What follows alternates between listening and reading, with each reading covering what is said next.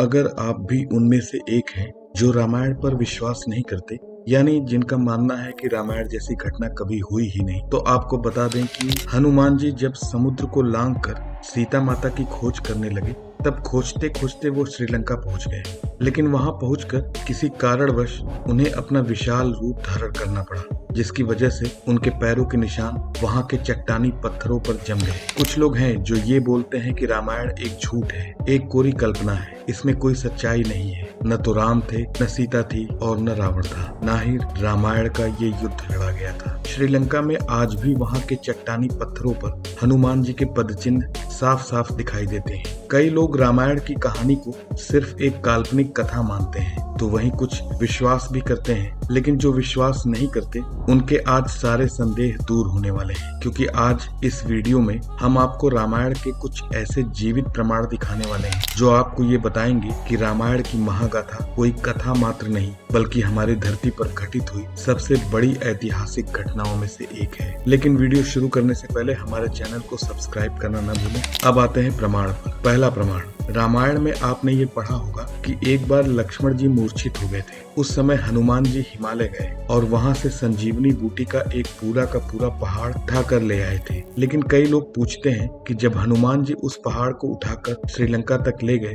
तो आखिर वो पहाड़ है कहाँ? चलिए आज आपको इसके भी दर्शन करा देते हैं। जब आप श्रीलंका जाएंगे और रामायण के तथ्यों को ढूंढने की कोशिश करेंगे, तब आपको वहाँ पर एक बहुत ही विशाल पहाड़ देखने को मिलेगा, जिसे आज द्रोणागिरी पर्वत के नाम से भी जाना जाता है। दोस्तों, ये वही पहाड़ है जिसे हनुमान जी उठाकर श्रीलंका तक ले आए थे। इसी द्रोणगिरी पर्वत का एक भाग आज उत्तराखंड में भी मौजूद है। इस द्रोणगिरी पर्वत के रहस्य पर हमने एक विस्तार से वीडियो बनाया है, जिसका लिंक डिस्क्रिप्शन में दिया हुआ है। दूसरा प्रमाण, बात करें दूसरे प्रमाण की, तो जब रावण सीता माता का हरण करके उन्हें श्रीलंका ले गया, तब अशोक वाटिका में रखने से पहले उसने सीता जी को वहाँ की एक गुफा में रखा। सबसे बड़ी बात यह है कि आज भी वो गुफा वहीं पर मौजूद है, जो देखने में बिल्कुल कोबरा नाग की तरह दिखाई देती है। जब आप इस गुफा के अंदर जाएंगे, तो आपको वहाँ ढेर सारी नक्काशियां देखने को मिलेंगी, जो इस बात का प्रमाण देती हैं कि रामायण की कथा कोई काल्पनिक नहीं थी। तीसरा प्रमाण, रामायण के अनुसार जब सीता माता का हरण हुआ था, तब इसी बीच सीता माता की खोज में प्रभु श्री राम की मुलाकात हनुमान जी से हुई।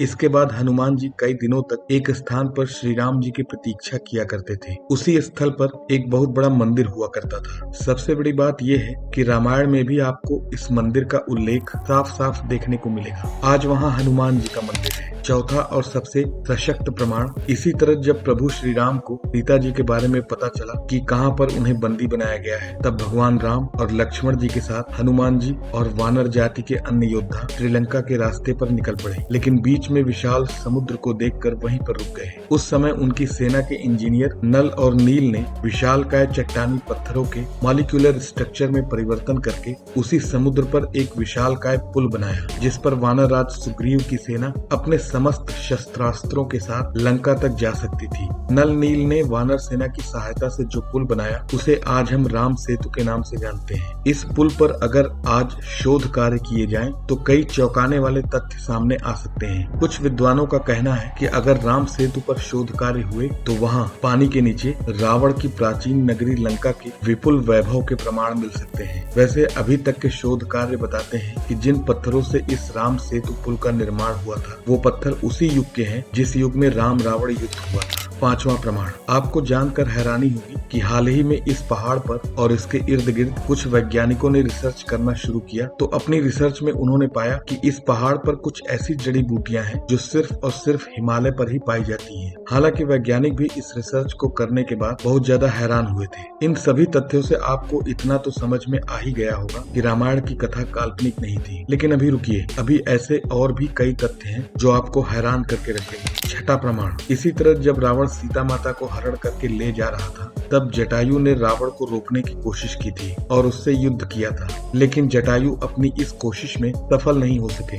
रावण ने उन्हें मार गिराया। लेकिन जहाँ पर जटायु गिरे थे, आज उस जगह को लेपाक्षी मंदिर के नाम से जाना जाता है। यहाँ पर ऐसे कई प्रमाण हैं जो आपको ये बताएंगे कि जटायु का पार्थिव शरीर इसी जगह पर गिरा था। सातवां प्रमाण, सीता जी को लंका ले जाने के बाद रावण ने सीता माता को अपने महल में रहने का प्रस्ताव दिया, लेकिन सीता माता रावण के महल में नहीं रहना चाहती थी। उन्होंने इसके लिए साफ मना कर दिया। इसलिए रावण ने उन्हें अशोक वाटिका में रखने का निर्णय लिया। सीता जी हमेशा अशोक वाटिका के एक वृक्ष के नीचे चुपचाप बैठी रहती थी और भगवान राम को याद करती रहती थी। सबसे बड़ी बात यह है कि अशोक वाटिका का वो वृक्ष आज भी श्रीलंका में मौजूद है। आज इस जगह को नुवारा एलिया के नाम से जाना जाता है। लेकिन दोस्तों, अगर आपको अभी भी रामायण पर यकीन नहीं है तो थोड़ा आगे का वीडियो देखिए। आगे हम आपको कुछ ऐसे प्रमाण देने वाले हैं जो आपकी आंखें खोलकर रख देंगे। 8वां प्रमाण, रामायण के युद्ध के दौरान रामायण में ये साफ साफ बताया गया है कि रावण अपनी लंका की सुरक्षा बड़े बड़े विशालकाय हाथियों की मदद से करता था। आज के पाए जाने वाले हाथियों की तुलना में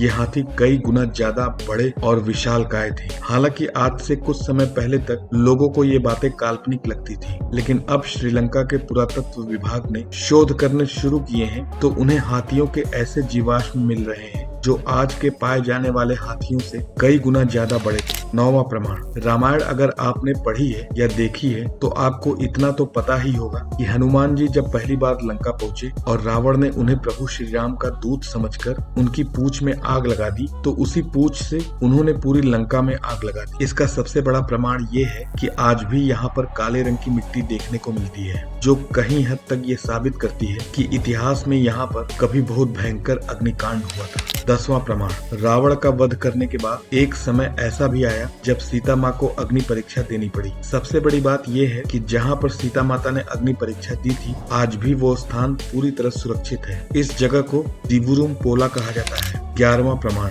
राम जी के द्वारा रावण का वध किया गया, लेकिन रावण एक ब्राह्मण था। हिंदू मान्यताओं के अनुसार किसी भी ब्राह्मण की हत्या करना सबसे बड़े पाप में से एक है। इसी पाप से छुटकारा पाने के लिए रामचंद्र जी ने भगवान शिव की आराधना की। भोलेनाथ प्रकट हुए और उन्होंने राम जी से कहा कि अगर इस पाप से आप छुटकारा पाना चाहते हैं तो आपको 4 शिवलिंगों की पूजा करनी पड़ेगी। इसके बाद सीता माता के द्वारा रेत का शिवलिंग बनाया गया। हनुमान जी हिमालय से 2 शिवलिंग लेकर आए और वहीं रामचंद्र जी ने खुद अपने हाथों से एक शिवलिंग का निर्माण किया जो आज भी मौजूद है। इस मंदिर में आज भी राम जी के द्वारा बनाए गए शिवलिंग की पूजा होती है। रावण के वध के बाद रामचंद्र जी ने लंका का सारा कार्यभार विभीषण के हाथों में सौंप दिया था। इसके बाद विभीषण ने वहां बहने वाली कलानया नदी के पास अपना एक महल बनवाया था, जिसका सबसे बड़ा प्रमाण हाल ही में मिला है। शोधकर्ताओं की एक टीम जब वहां पर जांच कर रही थी तो वहां पर महल के बहुत सारे अवशेष मिले हैं जो विभीषण के महल का प्रमाण देते हैं। दोस्तों, इन सारी बातों से आपको इतना तो विश्वास हो ही गया होगा कि रामायण की कहानी काल्पनिक नहीं है।